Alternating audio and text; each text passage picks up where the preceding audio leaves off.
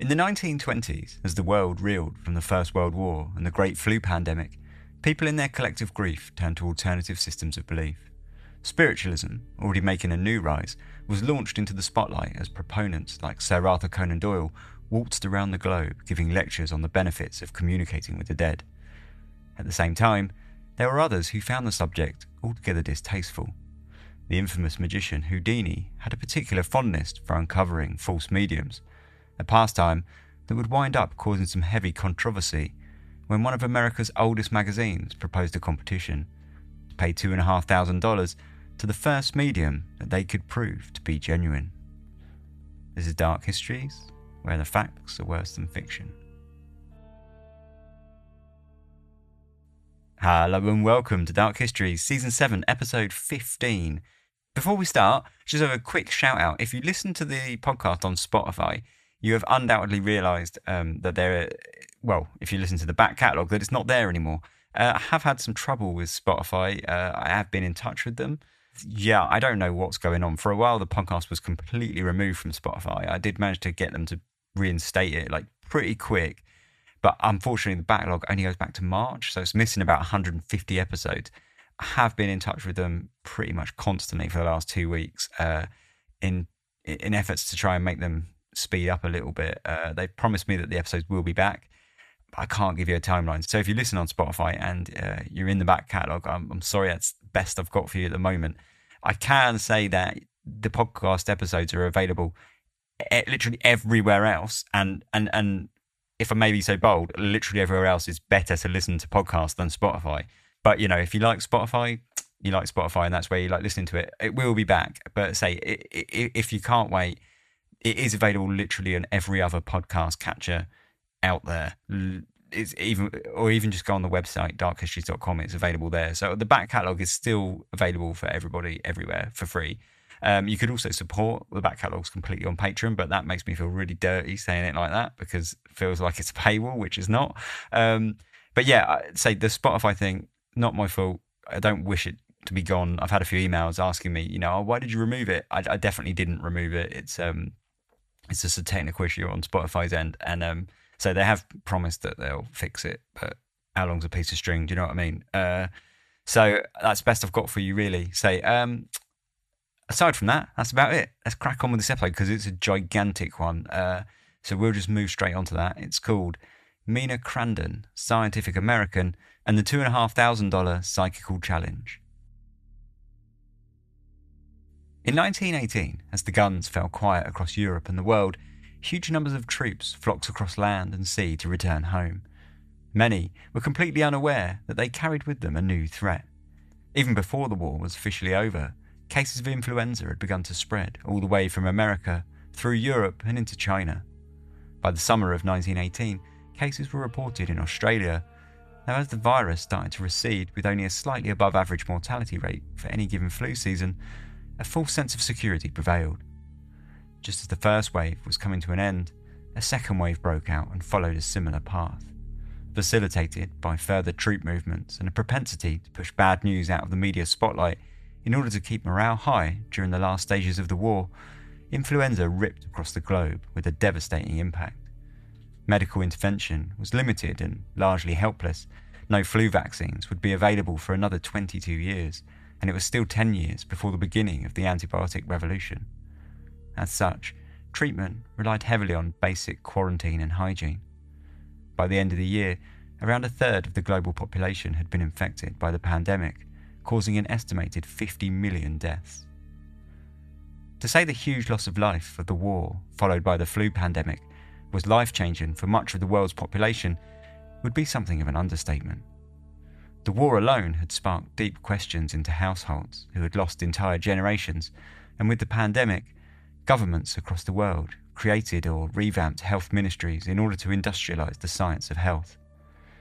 In more spiritual matters, the collective grief felt by nations who had lost huge percentages of their young adults turned to religion for answers, and finding traditional avenues unsatisfactory and impractical, many turned to the more comforting viewpoint put forth by the spiritualists.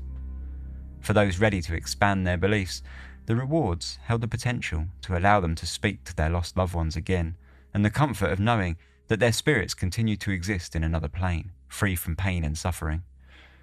In a world that many had seen advance through discoveries in electricity, microbiology, astrology, wireless telegraphy and photography, it suddenly seemed far easier for one with a rational mind to believe in a hidden spirit realm than it did a conventional materialist Christian God, with whom many felt disillusioned at best and evidently false at worst. In Britain, one of the driving proponents of spiritualism was the famed author of Sherlock Holmes, Sir Arthur Conan Doyle. Like many others, his family had been torn apart by the recent devastation. His own son had managed to survive the brutal fighting of the war after being severely wounded by a piece of shrapnel that tore into his neck in France, but only to fall to the flu pandemic just months later. Several members of his extended family had not even made it that far. His nephew and brother-in-law, along with his wife's nephew, had all died during the war. Finding solace in the booming spiritualist movement, Conan Doyle used his public platform to push the spiritualist line that his family members lived on after death and promote the beliefs that he had been sympathetic to for several decades. Born in 1859, Arthur Conan Doyle grew up a Catholic and attended a Jesuit boarding school for 7 years, where he was immersed in a strict religious environment, though it was a keen interest in science that held the greatest sway over his teenage development. Shortly after leaving home to enrol as a medical student at the University of Edinburgh, he discarded much of his Catholic influence, declaring himself a religious agnostic, and took instead to exploring science and spiritualism, though his first forays into the latter were not entirely satisfactory to him. He was still a medical student in 1880 when he attended a public lecture entitled "Does Death End All?" He wrote afterwards that he found it very clever but not at all convincing. Still, his interest in the possibilities of the afterlife appeared to have remained and blossomed, given that he was known to be an ardent reader of the spiritualist publication Light throughout the 1880s, which he frequently referenced as evidence of his earlier beliefs. After moving to Southsea in 1882, where he opened his first medical practice, he read extensively into the topic of spiritualism and even dabbled in experiments with telepathy, table tipping and automatic writing, though he found his results disappointing. The Society for Psychical Research was celebrating its first decade as an official organisation when Conan Doyle joined in 1893, and he spent a significant amount of time communicating with the members on various elements of spiritualism and the occult. By the time that Conan Doyle had married his second wife, Jean, in 1907 and moved to Crowborough, his dabbling with spiritualism and mediumship had taken a much deeper turn. When their ex-nanny and Jean's best friend, Lily Loder Simmons, began channeling the hand of her dead brother, Malcolm, one of 3 brothers that she had lost to the Great War, Sir Arthur was already a convinced believer, though it took him until 1916 to publicly declare as such, which he did in a letter to Light, within which he displayed a characteristic of his belief that would prove essential when proselytizing years later. The amount of evidence proving that there was some form of life after death, he said, was simply too numerous that one marvels that any man calling himself a scientist could dismiss them as unworthy of scientific consideration. It was an important factor in his belief and the way that he spoke about spiritualism. It was not simply a matter of faith, but one of science. It was, he argued, perfectly rational to believe as such if one were simply to consider all the evidence. A few months later, he wrote a piece for The Light entitled "The New Revelation," within which he laid it out clearly. Death makes no abrupt change in the process of development, nor does it make an impassable chasm between those who are on either side of it. No trait of the form and no peculiarity of the mind are changed by death, but all are continued in that spiritual body, which is the counterpart to the earthly one at its best, and still contains within it that core of spirit which is the very inner essence of the man. By the end of the war, he had taken up public speaking on the subject, delivering lectures across England on the glories in an existence after death and our abilities to communicate with the dead. Critically, he continued to push a line that the idea was not at all incompatible with existing religions nor science. For the booming religion, it was a huge boon to have someone with the profile of Conan Doyle on board, despite his enthusiasm for spiritualism not being entirely free of criticism. Nevertheless, whilst traditional religious clergy warned against dabbling with the occult worlds and scientific and psychical skeptics considered wholesale adoption of spiritualist belief to be anti-ethical, his voice still gave credence to many who looked up to the respected author. On the night his son died, Conan Doyle was given a lecture in Nottingham, where he stood at the plinth and told the audience, "Not to worry, my son survives." By 1922, Sir Arthur Conan Doyle was considered as either a leading light in the European spiritualist revival or a complete crackpot who had fallen far off the deep end, depending on your outlook. In September of 1922, he had published a book called The Coming of the Fairies, topping off almost 2 years of articles that he'd written on fairies, and which contained a reprinted series of 5 photographs purportedly taken by 2 young girls, Elsie Wright and Frances Griffiths, at the bottom of their garden, showing crude cardboard cutouts of fairies that were supposedly dancing around the girls as they stared off dreamily into the distance. Sadly, for Conan Doyle, the images were not quite as convincing as he believed, and a good portion of the press openly ridiculed him for entertaining their authenticity. For those curious on the matters of spiritualism, or for the growing number of ardent believers, his public talks on any matter of psychical phenomena were important work for the cause, and it was on that premise that he boarded a ship in April of 1922, set to embark on a speaking tour of America, where he hoped to install a similar fire for the Psychical on that side of the Atlantic. America had not been a stranger to spiritual mediums and psychical phenomena. It was, after all, the home of the Fox sisters, who had gained a great deal of fame almost 75 years earlier when they had shown the world they could communicate with spirits. Since their confessions of frauds in 1888, however, spiritualism and mediumship in America had been viewed with a great deal of suspicion and no small amount of derision.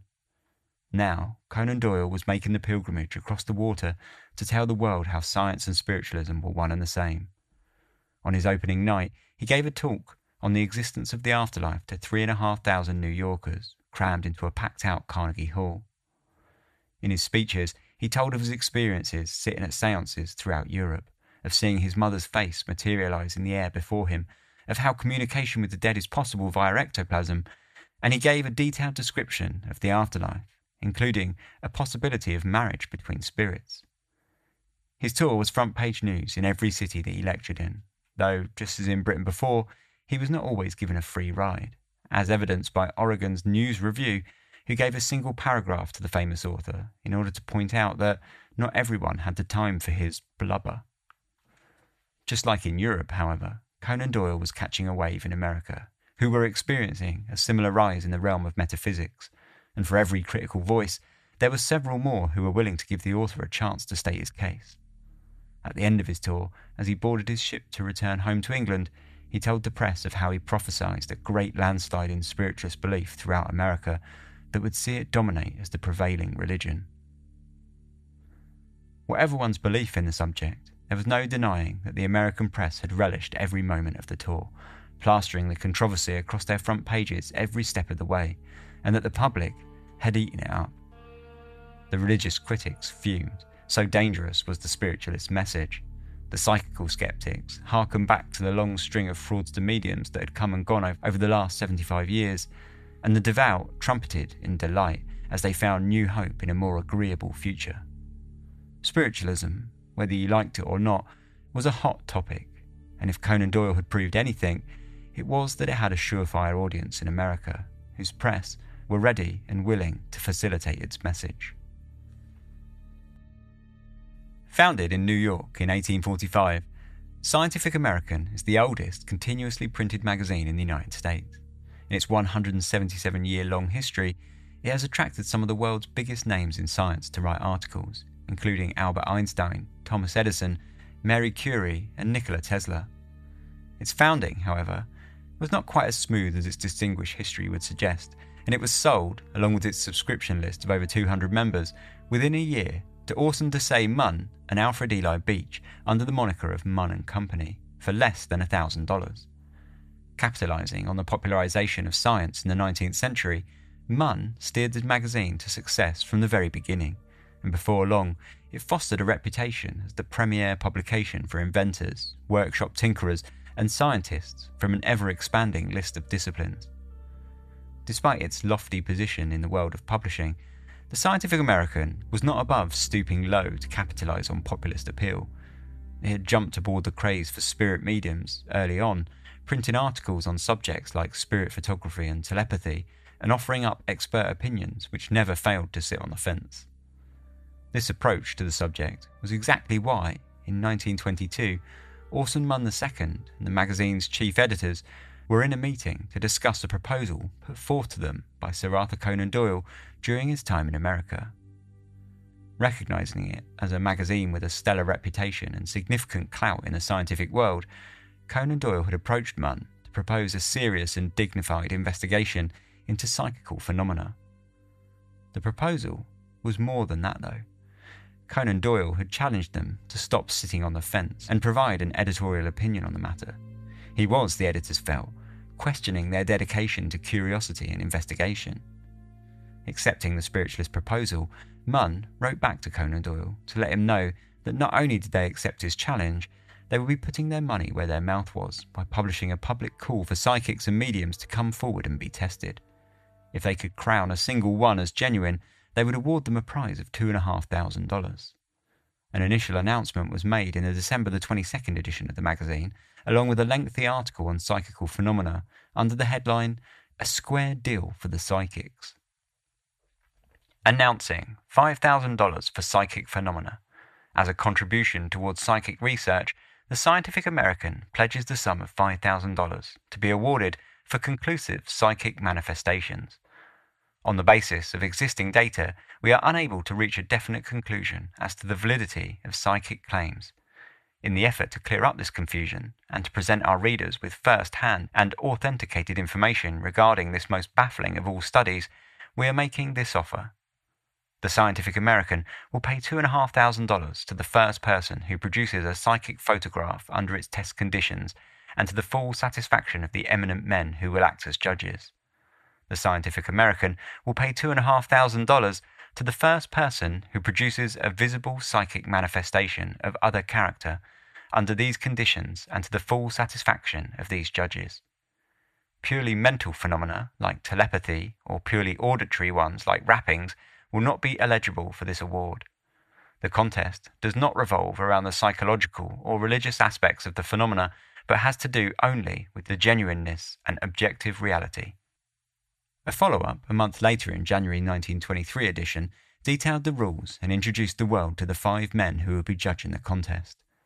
Largely, the magazine opted to keep much of its plans close to its chest, including the host of gadgets and contraptions that they had lined up in the office's library in New York, which they had converted to a full-on psychical research laboratory, including galvanometers, induction coils and electroscopes, gadgets and contraptions to measure pressure and sound, and even experimental UV cameras. The article did, however, lay out the basic entry requirements for the contest. First and foremost, entrants had to have held a successful séance with attendees being satisfied that they had witnessed psychical phenomena before they would be considered as worthy of the competition's time. Those deemed worthy were to take part in preliminary sittings before a subcommittee, before the magazine's full committee would be called to action, and finally, the conditions for the awarding of the prize were laid out, with the entrants requiring unanimous or a 4-to-1 vote in favour from the judges. Finally, the judges were introduced. As the magazine stated in its January piece, the judges had not been picked at random. A dramatic understatement, if ever there was one. The 5 men had all been picked for their individual experience and knowledge. For the psychology angle, William McDougall, Harvard Chair of Psychology and President of the American Society for Psychical Research, was enlisted, whilst Walter Franklin Prince, the Principal Research Officer for the American Society for Psychical Research, and esteemed psychical investigator, Hereward Carrington, were signed on to the jury for their psychical experience. Daniel Frost Comstock, former MIT faculty member, physicist, inventor, and chair of the Science Advisory Panel for the American Society for Psychical Research, was on board to take care of the technological aspect of the investigation. Finally, the feather in the cap for the Scientific American was Harry Houdini, the infamous escape artist and illusionist, was enlisted for his experience in theatrics that would help the committee to unravel any clever trickery. In truth, Houdini brought a formidable reputation to the group, having been a somewhat renowned psychic debunker himself. The magazine's editor, Malcolm Bird, was to sit as the secretary of the committee, whose main role was to fill in the blanks between the 5 other jury members. If the competition had been quiet news before the announcement of the jury, it was to be no longer, especially with the announcement that Houdini was to take part in what the New York Times had dubbed the greatest spook hunt of modern times. It was, it wrote, to be a sympathetic ghost hunt, with no desire to discredit anyone, but merely to ascertain the truth. It all sounded very gentlemanly, but the reality was very different. With the inclusion of Houdini on the panel, the Scientific American had stirred up a somewhat uncomfortable and spiteful rivalry that would go on to dictate the competition from the start. Born in Budapest in 1874 as the 3rd son of 7 children, Erich Weiss grew up as the relatively poor son of a Jewish rabbi. He had moved to America at the age of 4 after his father gained a rabbinical position in Appleton, Wisconsin. From an early age, Erich found a great deal of excitement for the travelling circuses who would roll up out of town and sell tickets at a price that even the Weisses could afford now and then. Sent to apprentice as a locksmith at 12 years old, Erich soon found the world a restrictive place, and with an air of desperation, he skipped out of his position and aboard a train that would offer him the best path to providing for his family, one that he had seen in the circuses as the performers breathed fire, walked across coals and juggled swords. Erich's path to magic was not a straightforward one. The first few years of his boxcar hopping more than likely saw him earning a pittance with street performances that had more in common with begging than the circus, and after touring much of the Midwest aboard freight trains, he eventually found himself back in New York, where he reunited with his father and took a job as a newsboy. His father had failed to lock down any positions as a rabbi, and instead was tutoring in Hebrew, which, combined with Erich's small income, was enough for the entire family to move cross-country and back together in the city. As Erich grew, so too did his athletic prowess, and he kept fit by running, swimming and boxing, and practicing gymnastics, even competing in his spare time when he wasn't working in the textile factories within which he had found further employment. It was a humdrum existence for a young man with big dreams, though it seemed to have taken the shock of his father's death to wake him up from his slumber. Keen to earn a good living in order to look after his family, especially his mother, who he dearly loved, Erich set his mind to magic and the enticing lights of the stage. Embracing the moniker of Harry Houdini, taken from the French illusionist Jean-Eugène Robert Houdin, he began performing with his brother Dash as a sideshow act in the dime museums, among the curios and freaks that drew the largest crowds. Snake charmers who could withstand viper bites, fire eaters swallowing burning knives, and illusionists immune to pain with the power of mind over body. The whole time, he watched these acts with interest, reverse engineering the tricks of the trade and developing them in new directions in acts that he would perform himself. After marrying Bess Rana in an elopement that would have shocked his new wife's Roman Catholic family, Houdini proposed Bess replace Dash in his magical performances. Teaching her how to perform as a psychic medium with the ability to read minds was a legacy from Houdini's earlier days with the freaks, when he witnessed countless hoax mediums fleece good crowds for their hard-earned money. Their act progressed in terms of skill, but faltered when it came to financial success, and after trying and failing to open a magical school in New York, the Houdinis, Harry and Bess, found themselves working in Kansas, back on the travelling show circuit. Fortunately for him, however, Houdini's new boss, a doctor with questionable medical qualifications, saw a talent in the couple that he thought could turn a crowd. Sensing a rising interest in spiritualism, the doctor suggested he try his hand at performing as a spiritualist medium. Feeling as though he was already on the bottom rung, Houdini conceded, why not? Before long, Houdini found himself tied in a cabinet, restrained in a broad daylight for all the crowd to see, before he would apparently utilise the powers of the spirits to make instruments jump and sing. All the while, he would combine cold reading with cursory research into a town's graveyards to read the minds of his enamoured audiences and stun them with revelations from their dead loved ones. The whole thing sat poorly with Houdini, however, who felt the trade of a sham medium to be unethical. Fortunately for the Houdinis, they would soon wind up performing in front of Martin Beck, a vaudeville theatre owner who had founded the Orpheum circuit, which dominated the vaudevillians across the United States. Beck proposed Houdini cut down his act and focus on what he did best, his escape performances, and he offered to take him on if he agreed. This single opportunity would wind up to be the true birth of the great Houdini, who would spend the next 20 years stunning audiences around the world and on the screen with his almost supernatural acts of escape, though he would forever maintain that there was nothing out of this world about his illusions whatsoever. Everything he did on stage and screen, he assured the press, obeyed the laws of earthly physics. It was in 1920, during his first ever tour of Britain, that Houdini met with Sir Arthur Conan Doyle. He had been in contact with the famous author throughout the winter before his arrival and had discussed matters of the spirit world enthusiastically. Since the death of his mother 7 years earlier, Houdini had showed a new sympathetic eye towards spiritualism, though he approached the subject with a heavy scepticism, driven by the fact that most of the séances that he had taken part in as an audience member were running exactly the same scams that he had run himself back on the travelling circuit. He had already unmasked several prominent psychic mediums as hoaxers back home in America, and the practice had almost become a hobby unto itself alongside his genuine interest in the occult. Still, he assured Conan Doyle throughout their exchanges that he was keeping his mind open and would truly love to meet a genuine psychic medium if such a thing existed. For Conan Doyle's part, he knew that they existed, and he was convinced he could introduce just such a medium to Houdini during his time in Britain. Having witnessed several of his escape acts, he wasn't even entirely convinced that the escape artist wasn't a powerful medium himself. During his stay in England, Houdini spent several nights at Conan Doyle's family home in Crowborough, performing magic tricks for the children and talking about spiritualism with Sir Arthur. Together, they toured several prominent spiritualist circles, sitting at séances night after night, as Houdini searched for a sign that his mother may still exist somewhere in another plane. But it was all to no use. By the end of his trip, he had sat at dozens of séances, and not a single one had impressed him enough that he could concede that they were anything more than impressive tricks. Despite Conan Doyle's assertions that they were visiting some of the best mediums in the country, Houdini wrote in his diary that it had all been ridiculous stuff. When Conan Doyle had visited America in 1922 for his whirlwind spiritualist speaking tour, Houdini watched on as part of the crowd in the Carnegie Hall. By now, the two were great friends, having maintained their communications for the past 2 years.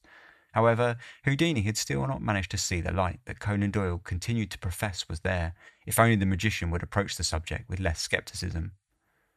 Houdini travelled to Atlantic City to stay with Sir Arthur's family once more, and after several days of congeniality, Jean, Arthur's wife, offered to hold a séance for the magician, as she had been a practicing medium for some time and was, apparently, fairly proficient in automatic writing.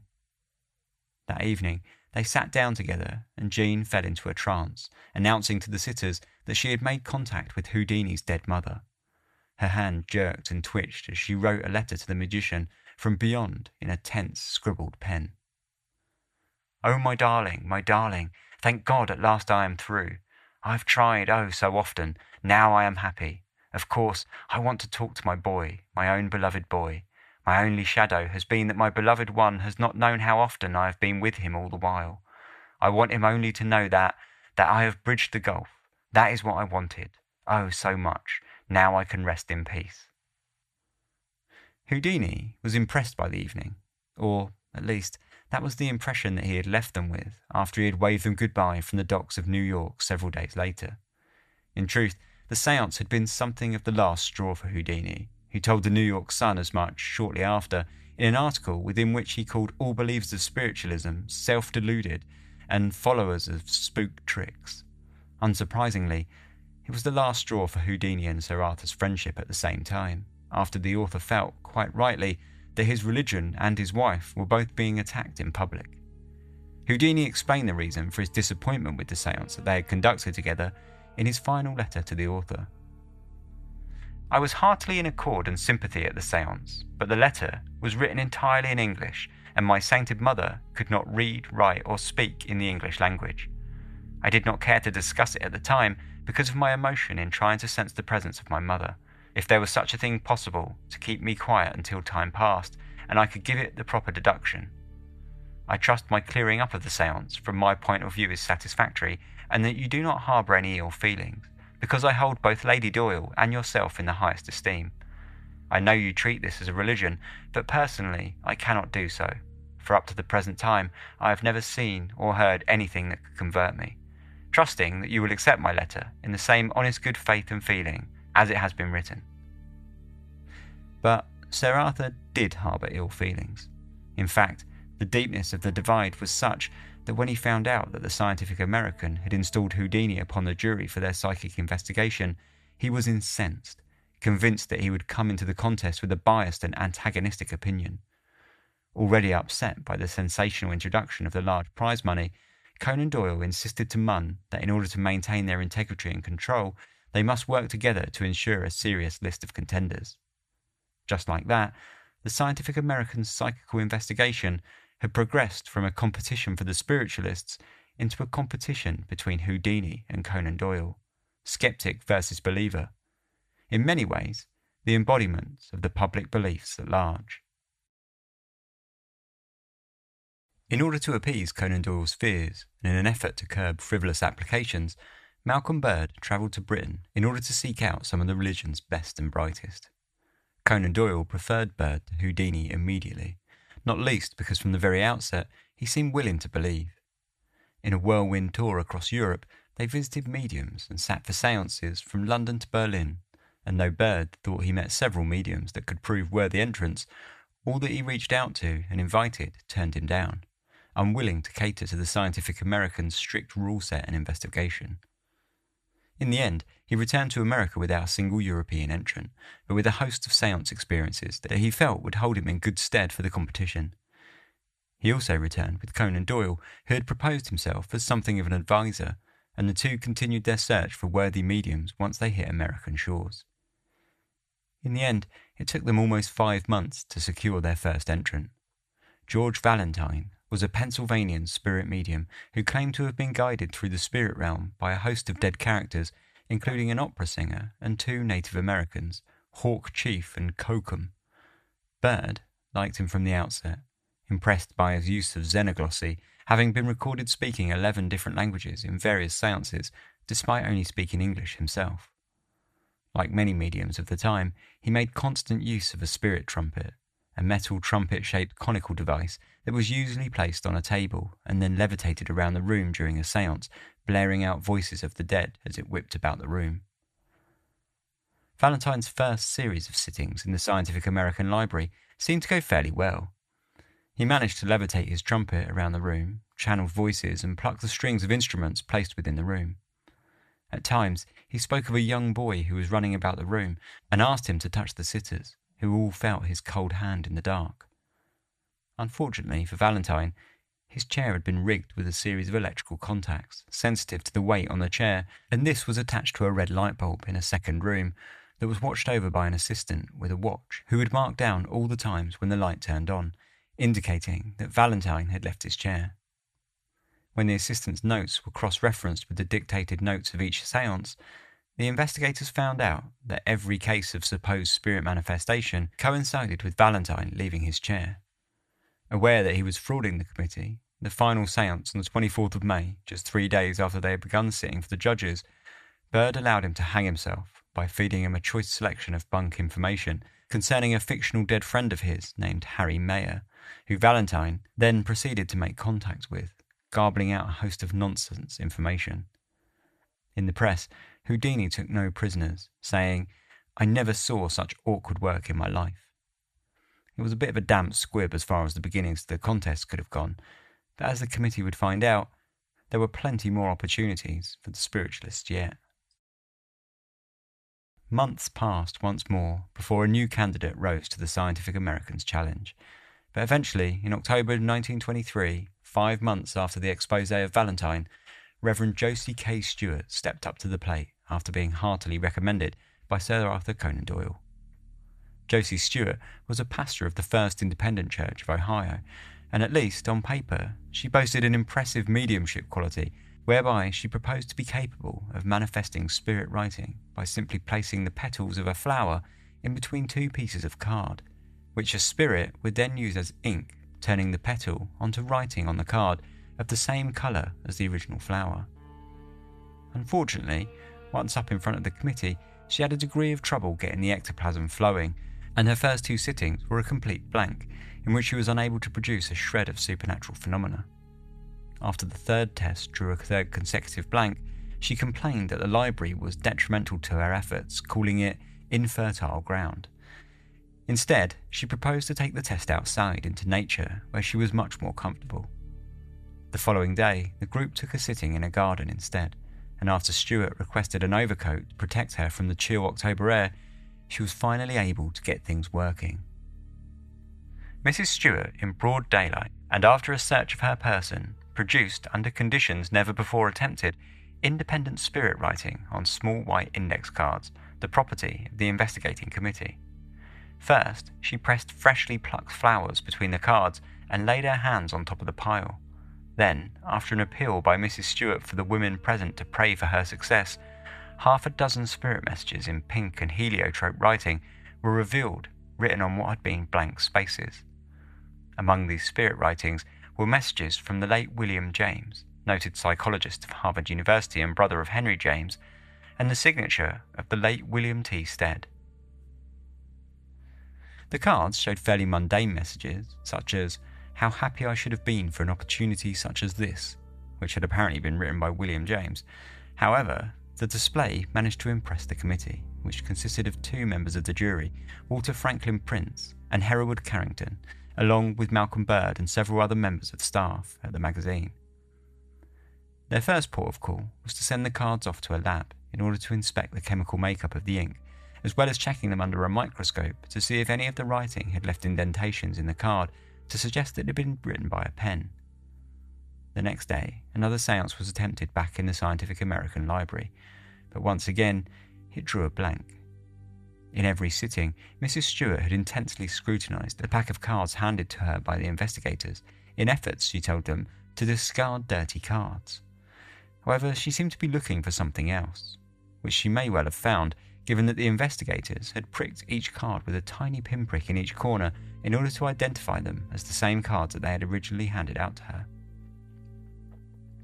Mrs. Stuart also had a habit of tearing up cards at random times, considering them soiled or defunct of any power. Sadly for her, the investigators had been collecting the scraps after every séance and piecing them back together in order to keep account of how many cards she had handled. Before the 3rd séance, it turned out that the committee were missing 5 cards, which, coincidentally, was the precise number of cards that would go on to display spirit writing during the garden séance. Interestingly, the evidence that they had gotten back from the lab showed that the cards with spirit writing were not actually the original cards handed to her by the committee at all, but rather substitutions that weighed or measured tiny fractions less than the originals. Most damningly, however, was the testimony of Prince, who had actually seen Mrs. Stuart perform a simple sleight of hand trick in order to switch the blank cards with the ones that she had previously written on.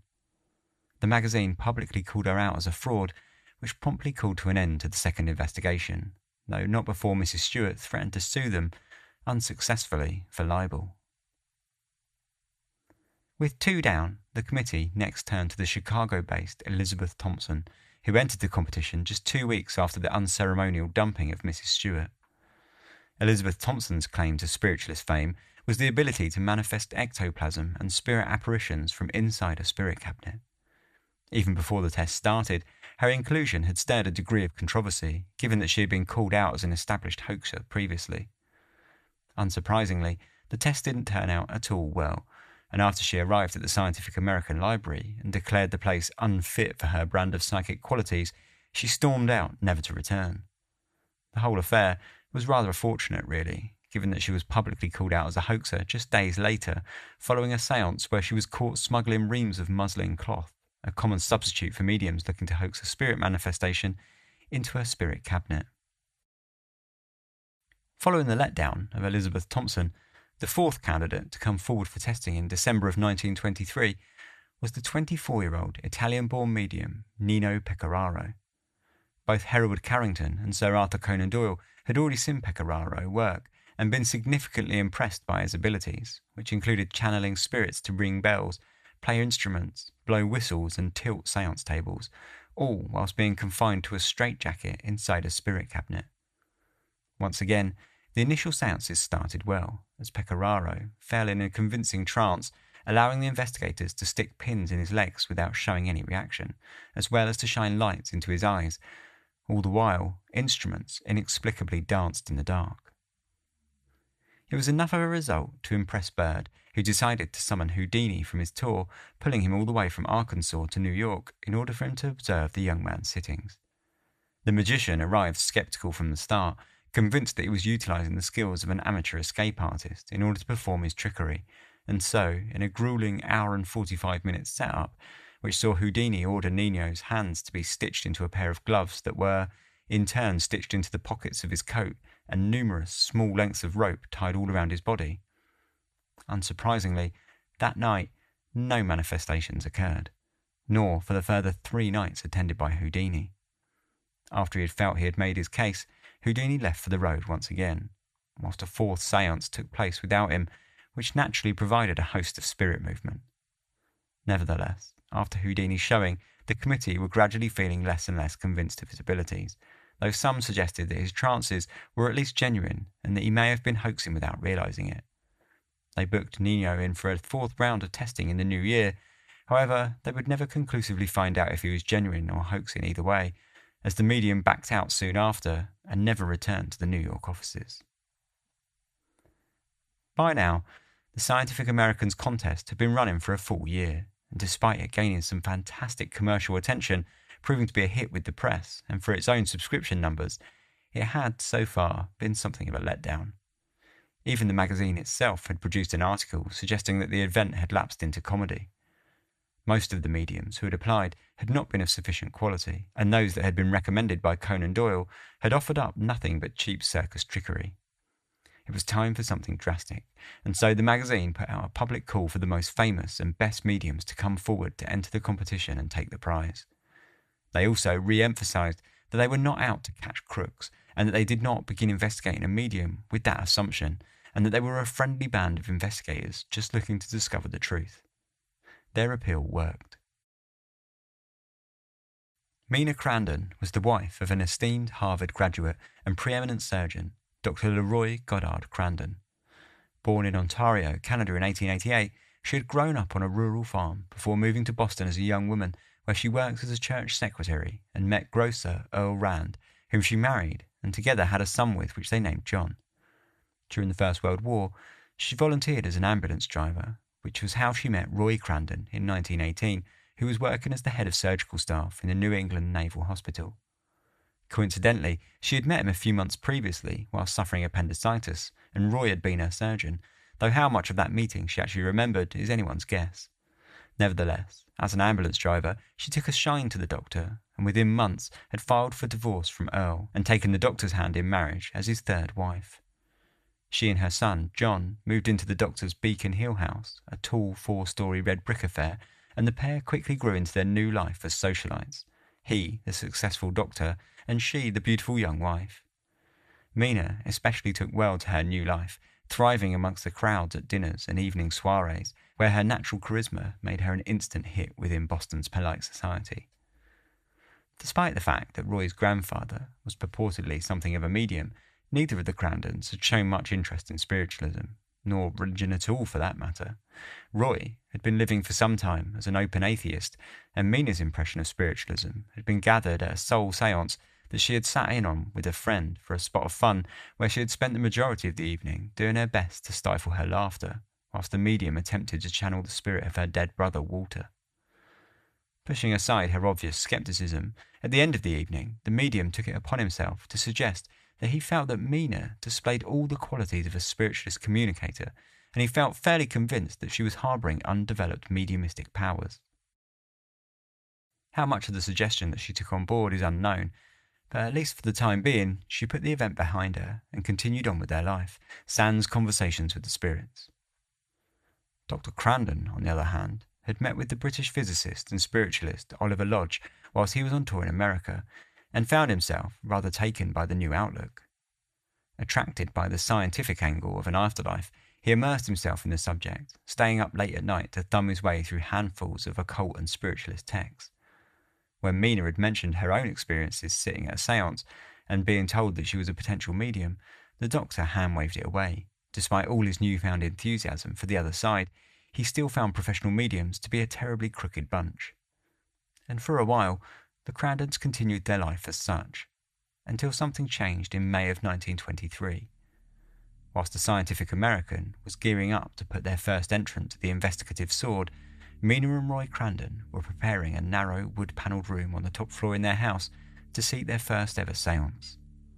As the group sat in the dark, silence fell across the room, and then, much to everyone's surprise, the table in front of them began rocking violently back and forth. In order to ascertain which of the sitters was doing the channeling, they left the room one at a time and waited for the rocking to stop, which it did the moment Mina stepped up from her seat. The evening had been a shock to everyone, not least Mina and Roy, but the pair decided that now the box had been opened, they should continue their exploration. They formed a small spiritualist circle, which they named the ABC Club, that would sit at the Crandons' house, and within which they hoped to develop Mina's burgeoning mediumship capabilities. The group's main spiritualists were Dr. Mark and Josephine Richardson, a pair of friends who had lost their 2-year-old son to polio. Everyone else were relative newcomers, including Dr. Caldwell and Brown and their wives, as well as Frederick Adler and Alec Cross. Despite the group's inexperience, their séances quickly evolved into dramatic exhibitions of spirit manifestations, mainly revolving around the séance table, which tipped and turned and answered simple yes and no questions by replying with muted raps. Before long, the table was lurching towards sitters.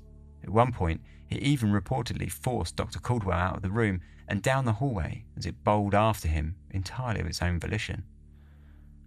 Hoping to step up the communication aspect of the sittings, Roy proposed to Mina that she should try slipping herself into a trance and attempt to channel a spirit, a suggestion that Mina herself was not so keen about.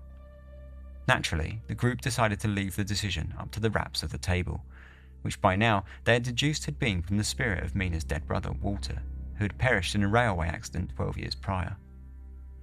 As it turned out, Walter was quite keen to give the trance a try, and so Mina covered her face with her hands and began swaying back and forth.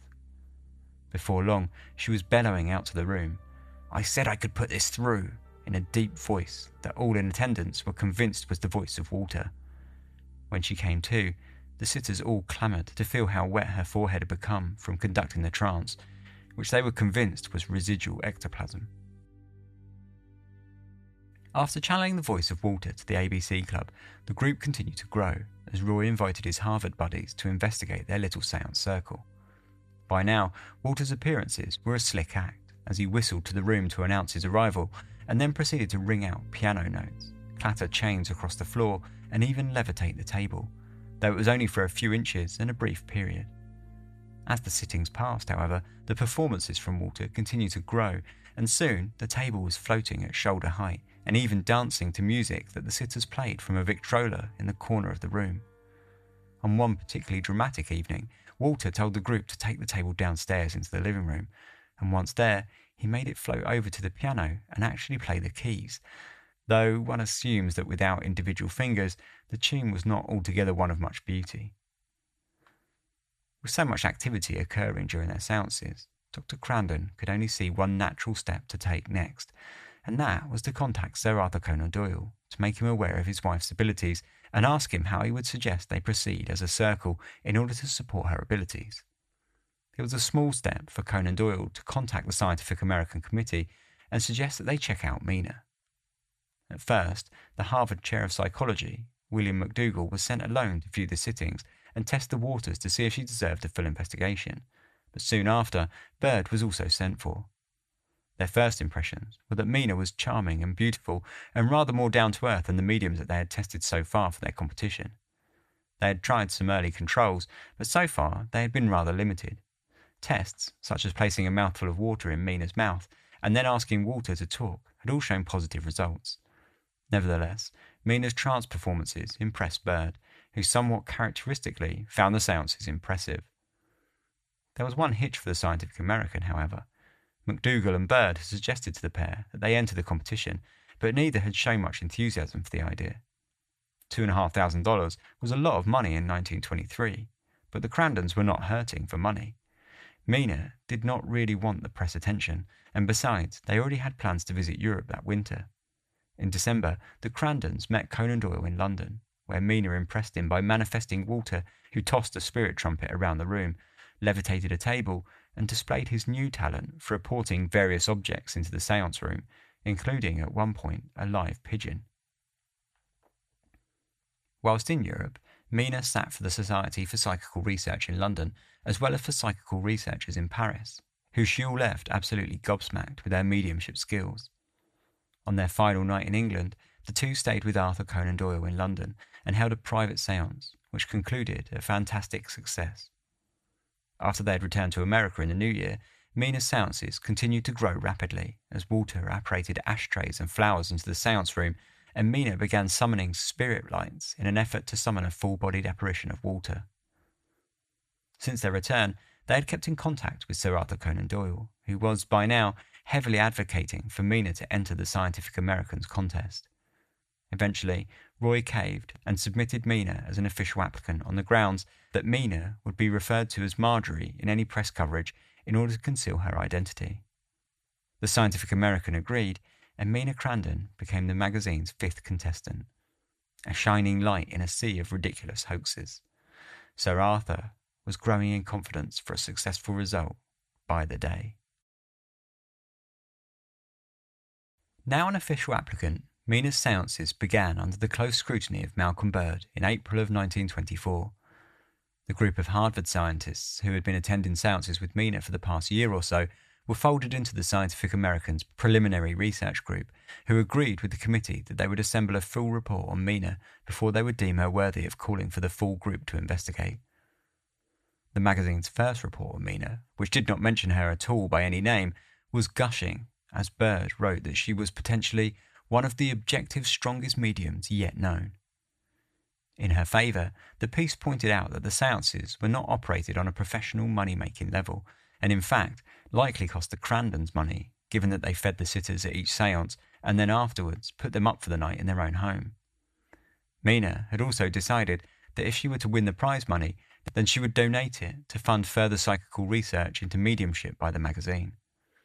The piece was, however, littered with no small degree of Bird's enamorment for Mina, which might have led the sceptical or cynical to question how much he was impressed with her mediumship and how much her well-renowned charismatic charm. Regardless, the preliminary group continued to meet in Boston to sit alongside the ABC group, where Walter continued to grow in scope. The faint spirit lights that had begun to apparate before had now turned into the shape of a bat, which the group named Susie, whilst atmospherical effects coincided with manifestations, with cool breezes being felt and the temperature dropping in the room as much as 20 degrees. Mina, who by now sat perched in a spirit cabinet, would routinely rock and break the wooden contraptions, with Walter supposedly ripping them apart around her. Walter's voice continued to bellow into the room, even whilst Mina's mouth was covered, and the Victrola, which had been set up to play Walter's favourite songs, would warble and slow as the platter's speed fluctuated back and forth, and the needles scratched across the surface of the records. Daniel Comstock, the jury's MIT specialist, was called in to inspect both the Victrola and all the wiring in the house, but both passed any checks that he could think to carry out. All the time, as the tests grew in difficulty and the hurdles placed before Mina grew in height, Walter, who had always been a spirit prone to cheek, continued to grow more and more cocky, at times straight up baiting the investigators, belittling their investigation and calling their gadgets and tools foolish. By now, around half of the committee were utterly convinced by Mina's mediumship, whilst the other half had either not visited at all or were still reserving judgment, believing her to have been carrying out some impressive trickery. Walter Franklin Prince, who had always been a somewhat tougher nut to crack throughout the competition, was especially cautious, until one day, when Walter suggested that he sit with Mina for an exclusive one-to-one séance in the middle of the day. Prince agreed, and so, at 2:30 p.m. the following day, he crept up the 4 flights of stairs to the small top room and began setting up the séance, covering the windows with a thick curtain, casting the room into a dim light as the sun crept through the cracks. Finally, he sat down opposite Mina and the séance began. At first, the pair sat quietly, nothing happening, and then Walter came, whistling his arrival. Walter had not come alone, however. He was there with Prince's dead wife, a fact that he proved by relaying details to Prince that Mina should not have been privy to. It had been a tense session, and after a short break, the pair sat again for a further séance. This time was just like the first, with the pair sitting in a tense silence. Only this time, the silence continued and continued. For over an hour, the two sat in silence before finally Walter rang the bell box on the table. For the rest of the séance, Prince commanded Walter to ring the box, which he did on command every single time. The result of the séance saw Prince soften towards Mina greatly. Whether or not he was ready to be a believer, she was unsure, but at least he seemed to act more friendly to her from then on. That July, the New York Times wrote a piece on Mina, who, as agreed, they called Marjorie, whilst Walter's name was changed to Chester. The piece summed up the positivity surrounding the Scientific American Committee's feelings towards the séances and with Mina. In further sessions with Marjorie, the private and uncommercial Boston medium, many scientific men have been unable to find the slightest evidence of fraud in her manifestations, which include the spontaneous appearance of a great variety of lights, the apparent passing of a window pole through the arms and legs of the investigators, the wrecking of cabinets by unseen hands, the playing of invisible ukuleles and piano by invisible hands. The investigators, who had been puzzled by the Boston woman, are the same ones who had previously discovered fraud in the work of other mediums after only 1, 2, or 3 sittings. The proof of Marjorie's psychic powers is not complete, according to Mr. Bird, who, in summary of the recent séances in the August Scientific American, made the following comment: Marjorie seems to make progress toward rock-rib demonstration. So, since neither her patients nor ours appears to approach exhaustion, we go right on with her. It was in keeping with the reports written up by Bird in the Scientific American, but it was not in keeping at all with Houdini's thoughts on the matter, who had, as yet, still not even seen Mina perform, and he was not at all happy. Concerned for his reputation, he travelled to Boston the very next day. Bird met Houdini at the train station and drove him to the Crandons in the early afternoon. Despite the tense situation that was growing into something of a psychical showdown, Houdini and Mina got along perfectly well, with Houdini telling her all about the loss of his mother and his search into spiritualism, whilst Mina gave him a tour of the local neighbourhood. The committee and the Crandons all had dinner together, and then afterwards, Houdini gave the house a preliminary once-over, finding nothing suspicious, and then the group climbed the long stairs to the top floor to begin their first séance together. Once everyone was sitting down and the lights were off, Houdini took Mina's right hand in his and pressed his right foot and leg up against hers to ensure that she stayed in her chair. Her husband took the left side, and the séance got underway. Walter's first announcement was to tell Houdini directly that he had been on the train to Boston with him and had heard everything that he had been talking about. He then asked the magician where in the room he should drop the spirit trumpet. Asking out loud for the trumpet to be tossed towards him, Houdini felt the metal tube clang on the floor at his feet. In the background, the Victrola whirled round and round in its usual dizzy, swimming way, warbling music at varying speeds, and then the bell box rang across the room, piercing the heavy atmosphere. At the end of the séance, Houdini signed the report and thanked Mina for the sitting, and choosing not to stay at the Crandons like most of the others in the committee, he made his way back to his hotel room. It had been a successful séance for everyone involved, at least, or so everyone thought, except Houdini. When he arrived back at the hotel, he told Munn that the entire event had been a hoax. Better yet, he said he knew exactly how Mina had carried out every last trick, except how she had dropped the spirit trumpet at his feet. That would have to wait until tomorrow, he said, when he planned on exposing her. Unfortunately, the following day, when he arrived at Comstock's apartment, where the séance was planned to be sat, Mina approached him with somewhat less of her charm than usual, asking Houdini why he felt he could prove her to have been a fake. Bird, apparently, had heard of Houdini's plan and tipped her off ahead of time.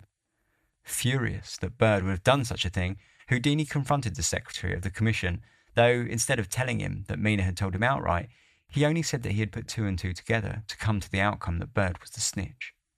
Incredulous, Bird denied everything, leaving the air at the start of that night sitting incredibly awkward indeed.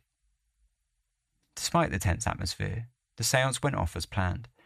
Houdini remained quiet for the entire session, but afterwards he approached Munn and requested that he return with him to New York immediately to draft up a piece for the magazine, unmasking Mina as an undeniable fraud. He could explain the whole act, he said. In reply, Munn simply told him that things were different this time, effectively gagging the magician, at least until the next round of sessions had taken place in September, where all of the judges could be in attendance at once.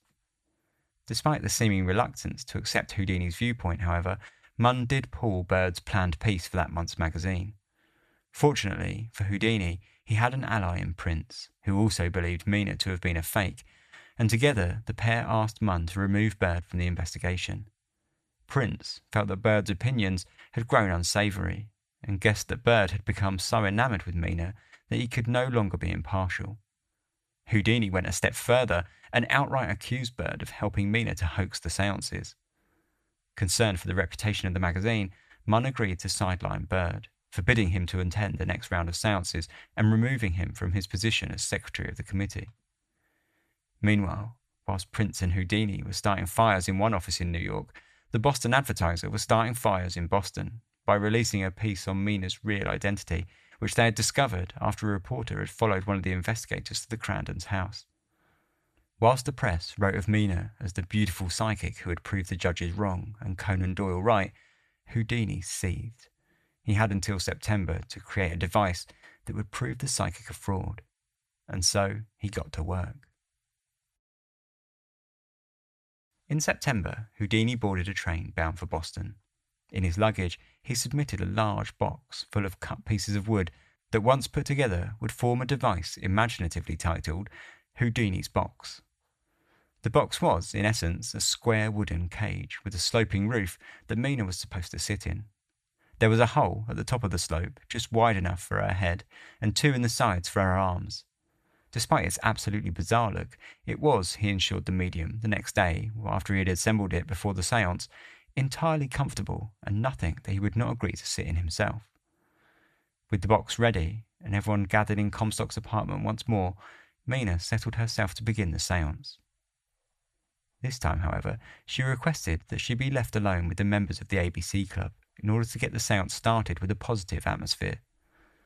The members of the committee agreed, and after padlocking her into the box, left the room. At 9:45 p.m, they were called back in. Walter was ready for them. Once more, sitting on her right side, Houdini took Mina's right hand, whilst Roy took her left as usual. For 8 awkward and tense minutes, the room sat in complete silence, before the box let out a splintering crack and the front panel collapsed onto the floor. This, Mina said, was Walter. He had always had a habit of destroying spirit cabinets before, she said. As the séance fell back into silence, Mina called for a brief interlude and suggested that the ABC Club members start the séance off once more. Once again, the committee members left the room.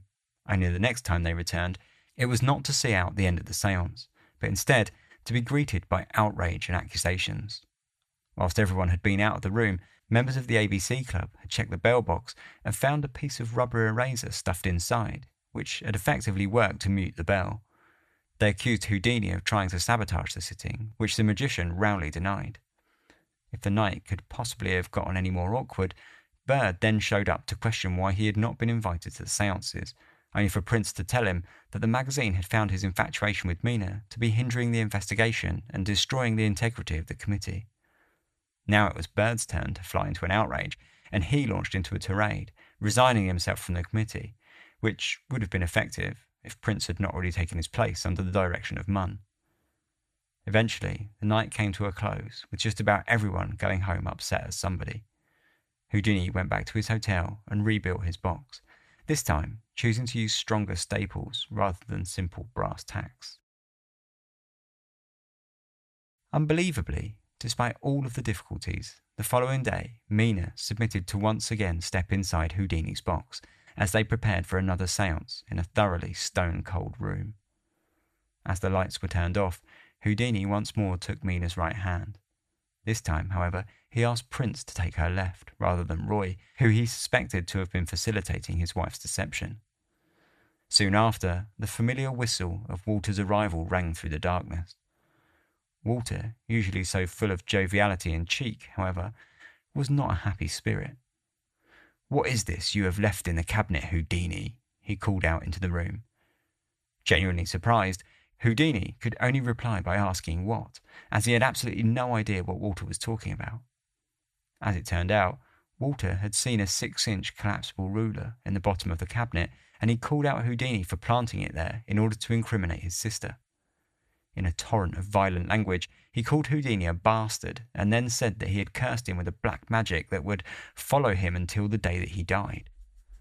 The room once more fell silent, leaving everyone to sit in an awkward silence whilst nothing more happened for the rest of the night. After the séance, the tension continued as Houdini denied planting the ruler in the box. Instead, he accused Mina of dropping the ruler there herself. It was a tool that he suggested she used to ring the bell box. If there was any pretense of friendliness between the skeptics and spiritualists in the group, it was all but completely gone now. The following day, they attended the final séance between the Scientific American Committee members and Mina Crandon. For an hour, they sat in complete silence, whilst Mina sat helpless in Houdini's box. After it was clear that nothing was going to happen, the group called it a blank, and each member slowly dispersed, anger emanating from just about every angle. The November edition of the Scientific American carried 4 statements from Prince, Comstock, Carrington and Houdini, concluding each member of the jury's thoughts on the case. Prince wrote that, "Thus far, the experiments have not scientifically and conclusively proved the exercise of supernormal powers," whilst Carrington concluded that he was convinced that genuine phenomena have occurred here and that a prolonged series of sittings, undertaken in an impartial spirit, would demonstrate so. Carrington was fairly neutral, stating that he felt rigid proof had not yet been furnished, but that the case at present is interesting and should be investigated further. As expected, Houdini's statement was somewhat less polite. "My decision is that everything which took place at the séances which I attended was a deliberate and conscious fraud, and that if the lady possesses any psychic power, at no time was the same proven in any of the above-dated séances." The magazine itself distanced itself somewhat cleverly from the outcome by saying that it was ready to pay its reward whenever the committee deemed it appropriate, and that the magazine was not the committee. The piece ended, stating that it was probable that the committee may wish to undertake further tests with Mina. It took another 6 months before anything was officially concluded in the February 1925 edition of the Scientific American, where it stated that, with the group voting at 4-1, with only Carrington voting positively, it had been unable to find sufficient evidence to award a prize to Mina Crandon, though the piece was notably absent of any suggestion of fraud on the part of the medium. The piece, written by Prince, was brief, buried in the back of the magazine, and free of any of the fun and conviviality of the earlier reports around the competition, with a rather direct conclusion. With the publication of the present statement, the discussion of the past phases of this famous case will be concluded, so far as the columns of the Scientific American are concerned. The reason for this rapid backing up by the Scientific American was the sheer amount of mudslinging that had been happening in the press in the 6 months since the last séance.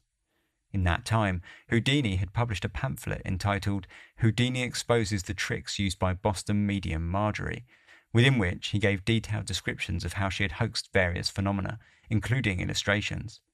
He claimed that all the broken spirit boxes that Walter had destroyed were rigged to easily collapse under small amounts of pressure from inside. He also said that in order to trick people into believing she was not moving her feet, she had silently removed them from her shoes and then used her toes to manipulate the bell box and other objects. He said that she balanced objects on her head and flicked them to throw them across the room, and also that she had raised the table using her shoulders and head. He even said that she had used an accomplice, possibly Bird or her husband Roy, to manipulate the Victrola and even at times emulate Walter's spirit voice. He suggested that in order to get around the water test, where she was given a mouthful of water to hold in her mouth while Walter spoke, she had swallowed the water, spoken freely, then extracted a vial of fresh water from one of her orifices, which she used to fill her mouth back up before the lights came back on. He had uncovered her, he said, by using his own set of tricks. In one case, by wearing a tight garter around his leg in order for it to become more sensitive so that he could feel minute movements through his calf, which he rested next to Mina's leg. As far as he was concerned, she had acted like a professional conjurer, calling her a shrewd and cunning woman with some of the slickest methods that I have ever seen. From the spiritualist side, both Roy Crandon and Arthur Conan Doyle had come out publicly to back Mina, saying that the reason for Houdini's ire was down to the fact that they had foiled him trying to plant the ruler on Mina in order to frame her and discredit spiritualism. Even Walter chipped in at a later séance, explaining to the sitters that no manifestations had occurred whilst Mina was in Houdini's box, simply because she had been depleted of ectoplasm.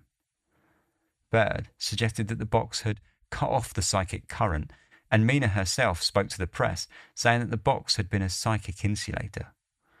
With the press really dragging things into the gutter, there were reports that she had told Houdini on the night of the last séance that she did not want her son growing up knowing her mother was a fraud, whilst Dr. Crandon had allegedly offered to pay $10,000 to charity if Houdini would only see the spiritist light. Following the contest, Houdini embarked on a speaking tour of America, heavily protested by spiritualists, in which he explained that he was simply trying to stem the flow of the spiritualist flood and was working in order to keep people from going crazy on the subject of spooks, ghosts, goblins, and eerie voices. If anyone was in any doubt as to the status of his friendship with Conan Doyle, he put that to bed comfortably when he said, "Doyle and Sir Oliver and other big men are leading a lot of folks to the bug house because they have befuddled themselves into believing that the dead communicate with the living." He even mocked up a set on the stage, mimicking the layout of Mina's séance room, where he emulated her tricks for the crowd following the demonstration, and then followed the demonstration up with questions from the audience in order to fully address the entire investigation. Houdini's skepticism went all the way with him to the grave, a year later in 1926. Throughout the whole time, he had never once wavered from his beliefs that spiritualist mediums were wholesale fraud. A year later, Conan Doyle published an article titled "The Riddle of Houdini," within which he suggested that Houdini had not only been the greatest medium beta of modern times, but also the greatest medium of all time, attributing his skill in magic to otherworldly powers. Whilst it was written with a certain amount of kindness, it seems fair to believe that the suggestion would have infuriated the magician if he were alive to have read the piece himself. In many respects, the Scientific American competition highlighted the problems with psychical research between the wars. The biases, the rifts in belief, the propensity to revel in pseudoscience, and the confused focus between metaphysics and parapsychology were all hallmarks that troubled much of the research carried out between divided and fractured societies. Even the vague, tempered conclusion relates to hundreds, if not thousands of cases written about in psychical journeys in the years between 1920 and 1940. Following the completion of the Scientific American investigation, Mina continued to give séances, including sittings for the British and American Societies for Psychical Research. Walter's powers continued to evolve, and eventually Mina was able to manifest spirit hands consisting of a greyish-white clammy substance which would grab objects on the table in front of her and wave them about. The skeptics suggested that it had been created from animal tissue and would be smuggled into the séance room inside Mina's vagina. Whether a fraud or not, she continued to perform until her death in 1941. The same year, the Scientific American upped the prize money for its competition to $15,000, though it never did pay out a single cent.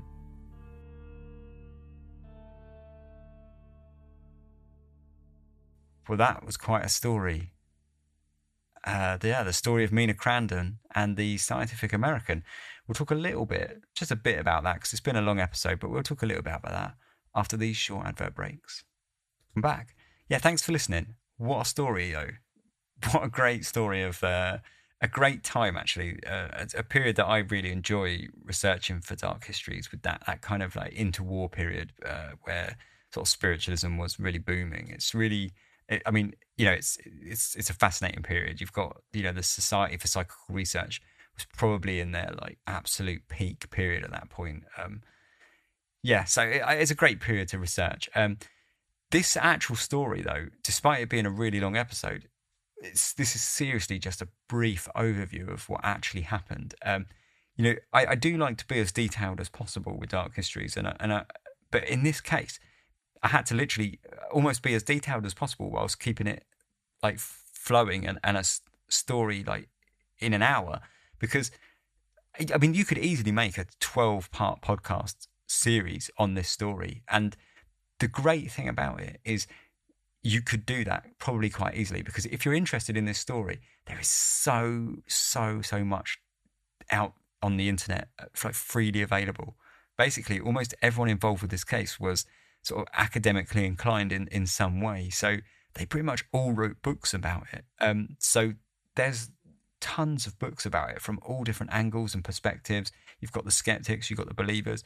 If Houdini wasn't there very much, you've got like Bird's book, which was there when he wasn't, and it really feels like every gap. And then you've got like all of the the entrance. I mean, there is so much about it. The entire archive of the Scientific American in this period is on freely available on archive.org. So you can read all the issues of that, and then of course you've got like the New York Times archives, the newspaper archives. There's just so much. The story, almost from start to finish, is told in minute detail. So yeah, if you are interested in this story, there's loads freely available online to get into. Some of it's behind a paywall, like the New York Times articles, for example, and if you're looking for like old newspaper articles and things like that, they're all behind paywalls. But the Scientific American, freely available, and a lot of the books are available for free. Some of the books are not available for free. Some of them you have to get physical, and they're quite expensive. But to be honest, one or two will do you. Do you know what I mean? Depending on what sort of angles you want to read. I would definitely suggest reading at least the Scientific American articles, because completely off topic now, but they've got a section of the Scientific American that's called New and Interesting Inventions. You can imagine which ones are the best fun, right? The interesting ones are the best fun. It's an excellent little piece to read, in today's day and age, because it's just hilarious what they put in there. But it's a great snapshot of the period, and it's freely available. So definitely, if you're interested in this story, there is so much out there that's, say, freely available to read on. And there is a book. There's a modern a book that's written about it as well, which is quite long. I liked it for the most part. It's called The Witch of Lime Street: Séance, Seduction, and Houdini in the Spirit World, by David Jaher or Jaher. I'm not sure. It's in the sources anyway, if you want to check that out. That's like a modern book on the story, and that is good actually. It's not the easiest to read, but it's a good book on it. But yeah, personally, I would spend a lot of time looking at the contemporary sources, because they're a lot of fun, and they're abundant. So yeah, but otherwise, interesting story. Interestingly, that Mina never actually really gets officially called out as a hoax, not by this committee anyway. Houdini obviously convinced that she's a hoax. The others, not so much. And in fact, later on in her life, she was investigated by a bunch of people. And a few of them suggested that she was hoaxing stuff, but I don't think she was ever sort of completely unmasked as a hoax, which is quite interesting. For a lot of these mediums at that time, they were completely stripped bare. That most of the time they were caught red-handed and sort of really caught out.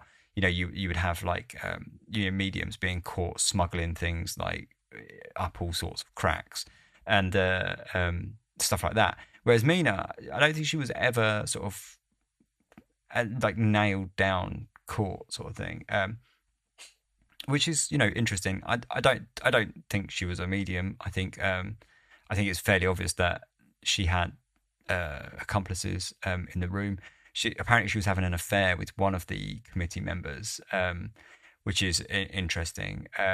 There's a lot of misogyny that was going on at the time as well. The committee members were, pompous old men, and she's a young lady, and you know, there was definitely a lot of misogyny going on, but that's sort of by the by.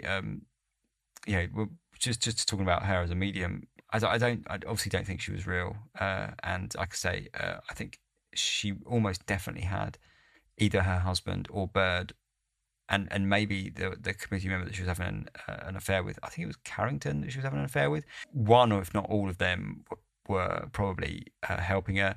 And you also wonder, they were probably all, wow. So this is the weird thing, is you wonder how much of it they believed. In those final seances where she got the ABC Club to start the seances off without the committee being present, right? You got to think that wasn't them starting the seance off. That was probably them getting, like, putting their heads together and saying, like, right, how are we gonna get out of this? And then coming up with the idea of the ruler, right, and saying it was a plant. But if that's the case, how did they then continue to sit with her and believe things like Walter saying that she was out of ectoplasm? Because they would have been complicit in her forging her way out of the tests, unless, you know, I don't know. I think Houdini was right when he said that, you know, they befuddled themselves into believing that they could communicate with the dead. I think it is just a case of that, because you got to think, like, when a lot of people do get caught, so I'll come back to Mina in a second, but when a lot of other mediums got caught, it was so obvious, and you just thought, oh, come on, how did anyone believe that in the first place? And so you wonder that with Mina's, because when you read the descriptions of a lot of Mina's supposed manifestations, they're pretty impressive. Like, she did things like stop clocks, apparently, that were in a completely different room, and with the wax seals on the doors. That's one of the things I read early on in her kind of career. And it's like, okay, how does she do that if that's real? So you wonder how much of it is people just lying, and like it. And this is what I sort of hinted at in my conclusion, that when you do read a lot of the psychical research that was going on between the wars in like that interwar period, so much of it is guff. You know that the investigator wanted to believe and was probably twisting their reports to sound more positive than they actually were, and it is a shame. It does make it difficult, but it also makes that period, like I say, really interesting.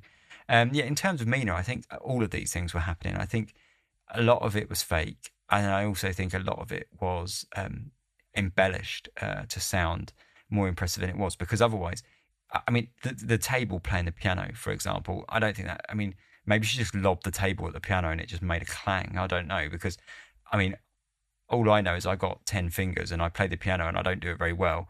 If I was a table, I would play it even worse because I ain't got no fingers. So I don't know. You know, I know that it wasn't going to, it didn't play the piano.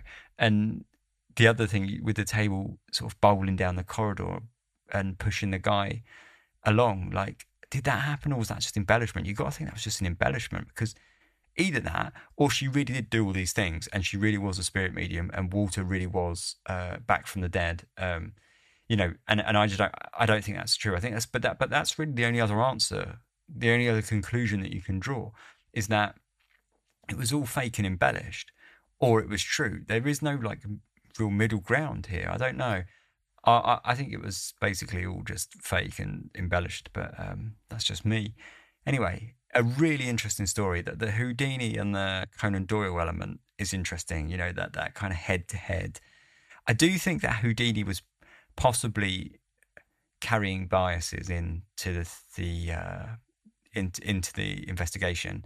I think, I don't think any of the investigators actually were probably very honest with themselves. Prince, I think, is the only one that comes across to me as being like relatively straight and narrow. The others seem to all have gone in with fairly heavy biases. And I think, I do think, reading some of Houdini's descriptions of how he thinks that she did the tricks, I'm not sure it's true. I'm not sure she did do it that way. I sometimes think that he gives her almost too much credit. Having said that, she did fool people for all these years. So maybe she was just really, really good at sort of magic and, illusions and tricks. She seemed to have been fairly dexterous with her feet, at least. But yeah, interesting story. I hope you enjoyed it. It was quite a long one, so I'll leave it there. Thanks very much for listening. If you would like to get in touch with me, you can do so. The email is contact@darkhistories.com. There's also all the links to social media and stuff in the show notes, which you can, DM me on there. There's also the website, which is darkhistories.com, and that's got links to just about everything. All the ways that you can contact me. It's got the email and all of the social media and Discord and stuff like that. If you would like to support the show, I've got a Patreon. It's pretty cheap. It's like $3 a month, although I know times are pretty hard at the moment. But if you would like to support, then that would be great. You can, again, find links to that in the show notes and on the website. The website's great, basically. You can find everything on the website, and that includes even my codes that I give out for advertising and stuff, like BetterHelp and all that kind of stuff. If you need to look up one of them codes, they're in the show notes as well, but they are also in the website, as well as Patreon and other ways that you can support, and links to the merch store and the books, and everything's on the website. Anyway, thanks very much for listening. Really, really good story this week. I really enjoyed it. I hope you really did too. And until next time, take care. I'll be back real soon, next episode. And if you're on Spotify, stop being on Spotify. How about that? But hopefully, if you are going to stick around on Spotify because that's what you like, fair enough. Hopefully, the episodes will all be back soon. I will continue to work with Spotify to get them back on there as soon as possible. But yeah, anyway, until next time, thanks very much for listening. Take care. Sleep tight.